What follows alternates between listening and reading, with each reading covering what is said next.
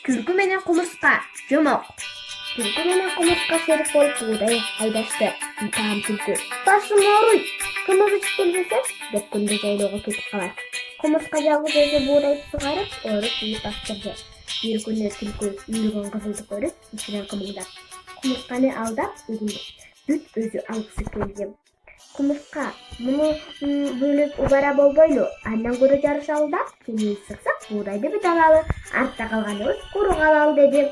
Кумурска ойлонуп туруп, түлкүнүн айтканына көндү. Жарышчу жерге барып, экөө катар турду. Түлкү кетчик деди да, кулагын жапырып чуркаган бойдон жүрөдү.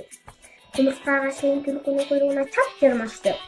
Түлкү кырманын четине келип, кумурска кайда эле жатат болду экен деп артын жалт карап, анан токтой калып силкингенде кумурска ыргып түшүп, үйүлгөн кызылдын үстүнө чыгып, Ой, сен эмнени карап турасың? деп кыйкырды.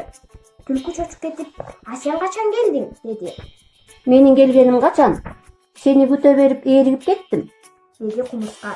Түлкү айласы жок, жээ тапкан пайдасы жок жолго түштү. Кумурска өз эмгегине өзү ээ болуп, буудайын кампага ташып төктү да жыргап куулап жатып калды.